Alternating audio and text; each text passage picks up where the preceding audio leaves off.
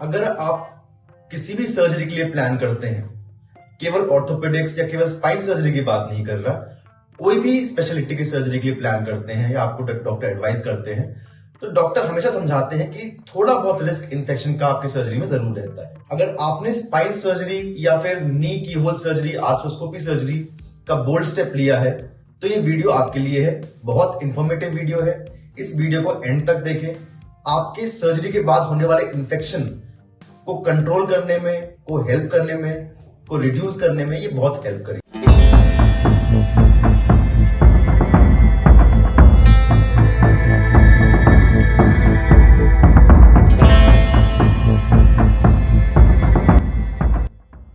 Hello, मैं doctor ध्रुव शर्मा हूं। मैं एक स्पाइन और ऑर्थोपेडिक सर्जन हूं।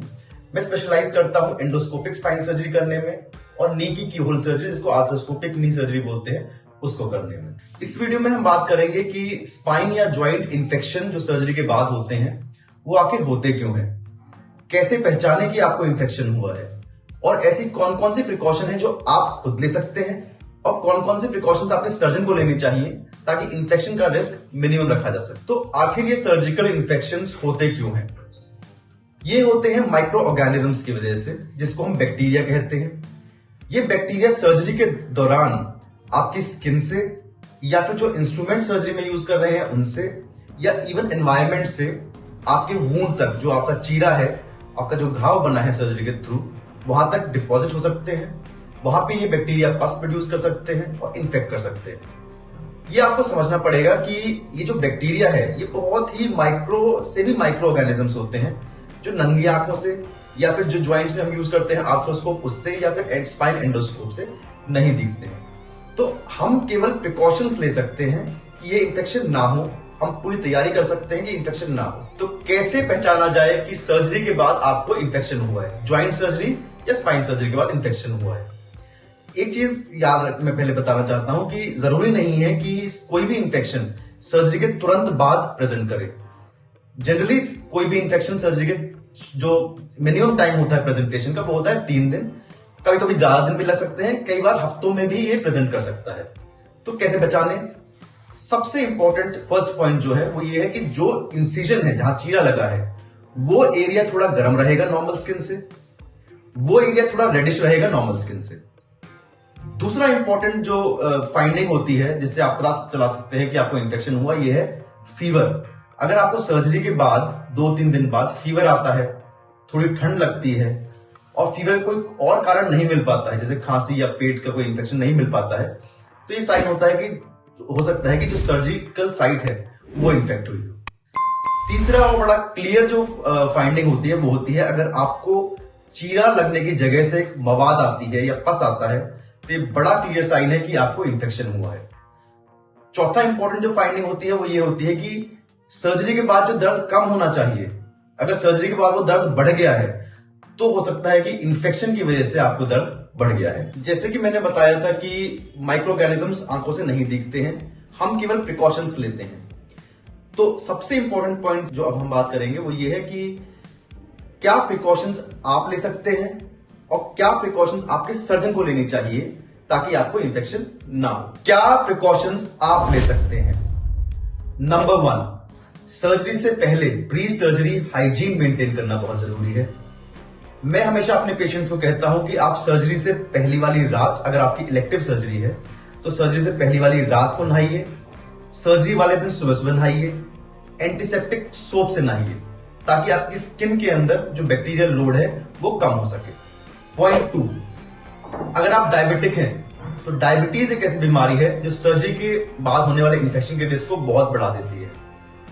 तो प्लीज, अगर आप डायबिटिक हैं तो सर्जरी से पहले अपना ब्लड शुगर कंट्रोल कर लें।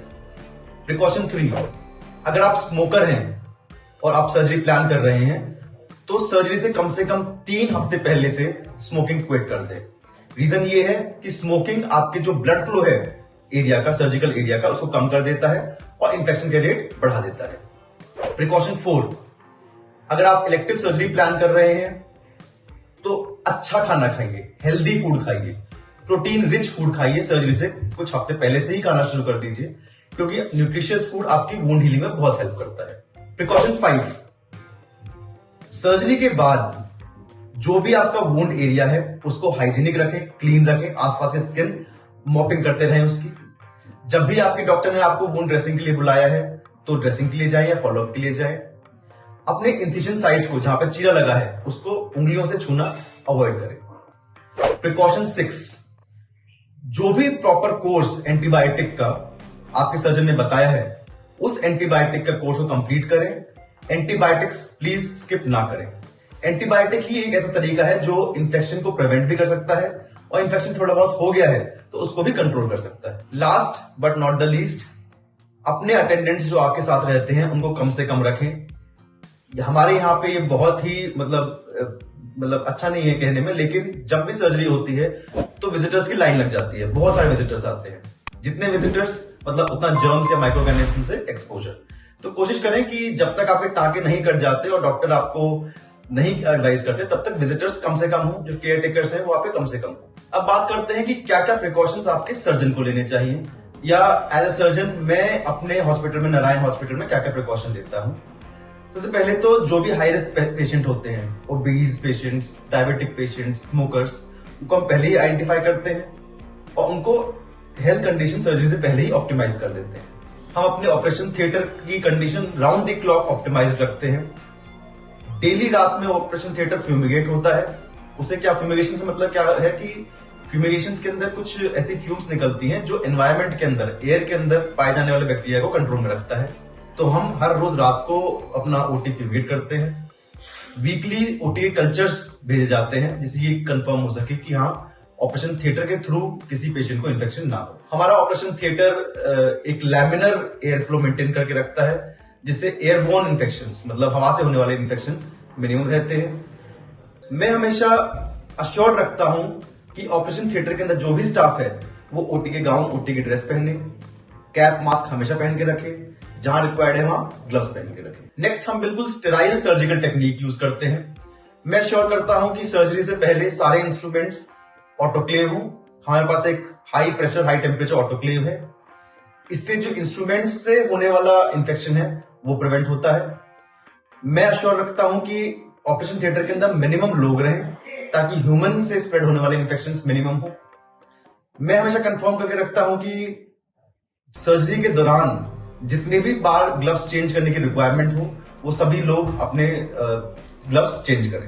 नेक्स्ट और बहुत इंपॉर्टेंट पॉइंट ये है कि इन्फेक्शन एक बहुत इंपॉर्टेंट फैक्टर पर डिपेंड करता है कि आपका चीरा कितना बड़ा है, कितनी टिश्यू हैंडलिंग सर्जरी के दौरान हुई है, कितनी लंबी सर्जरी चली है। इसको देखने के लिए जहां पे भी पॉसिबल है हम एंडोस्कोप से सर्जरी करते हैं। हम अवॉइड करते हैं कि माइक्रोस्कोप से सर्जरी ना हो, ओपन सर्जरी ना हो, जैसे स्लिप डिस्क है या स्टेनोसिस की सर्जरीज है। हम 100% स्लिप डिस्क और 100% स्टेनोसिस की सर्जरी एंडोस्कोपिकली करते हैं। एंडोस्कोपिकली सर्जरी करने से एक फायदा और होता है कि बाय द वर्च्यू की सर्जरी कैसी है, सर्जरी थ्रू आउट जितनी लंबी भी सर्जरी चलती है उतनी टाइम ही नॉर्मल सलाइन से उस एरिया का इरिगेशन होता रहता है। मतलब वो area throughout the surgery धुलता रहता है जिसमें इंफेक्शन ऑलमोस्ट नेग्लिजिबल होते हैं। अगर मैं ज्वाइंट्स की बात करूं तो ज्वाइंट्स में भी जो लिगामेंट सर्जरीज है हम आर्थ्रोस्कोपिकली करते हैं। इसके अंदर भी थ्रू आउट द सर्जरी, अगर मान लीजिए 1 घंटे सर्जरी चल रही है तो पूरे 1 घंटे उस एरिया की नॉर्मल सलाइन से धुलाई होगी। इससे सर्जरी के बाद होने वाले इन्फेक्शन के चांसेस बहुत ही मिनिमम हो जाते हैं। एंटीबायोटिक्स के बारे में बात करें, रिसर्चेस ये कहती हैं कि सर्जरी से आधे से 1 घंटे पहले पेशेंट को इंट्रावीनस, मतलब जो नसों में एंटीबायोटिक लगती है वो चली जानी चाहिए। Last but not the least, मैं हमेशा एक पेशेंट को डिस्चार्ज के टाइम एक प्रोटोकॉल देता हूं कि इन दिन आपको ड्रेसिंग के लिए आना है, इतने दिन बाद टाके कटेंगे। मैं प्रॉपर कोर्स ऑफ एंटीबायोटिक देता हूं। जनरली हम सूचर रिमूवल तक, जब तक टाके कटते हैं तब तक पेशेंट को ओरल एंटीबायोटिक एडवाइस करते हैं। अनफॉर्चुनेटली अगर आपको सर्जरी के बाद स्पाइन इन्फेक्शन हो जाता है तो आप अपने सर्जन के कांटेक्ट में रहें। जनरली एंटीबायोटिक चेंज करने से, रेगुलर ड्रेसिंग करने से और रेयरली कभी कभी एक रीसर्जरी की जरूरत पड़ती है जिसके अंदर उस घाव की धुलाई वापस करनी पड़ती है। इससे जनरली स्पाइन इन्फेक्शन कंट्रोल में आ जाते हैं। तो ये था आज का टॉपिक। अगर आपको मेरा कंटेंट अच्छा लगता है तो आप मेरे चैनल को सब्सक्राइब करें, लाइक करें, ज्यादा से ज्यादा शेयर करें ताकि जो लोग इस टॉपिक पे इंफॉर्मेशन ढूंढ रहे हैं उनकी हेल्प हो सके। अगर आप भी किसी स्पाइन या फिर ज्वाइंट प्रॉब्लम से सफर कर रहे हैं तो आप हमें नीचे दिए गए कॉन्टैक्ट नंबर पे कॉन्टैक्ट कर सकते हैं। अपनी MRI हमें व्हाट्सएप कर सकते हैं और हमारी टीम आपको जल्दी से जल्दी कॉन्टैक्ट करने की कोशिश करेगी। Thank you.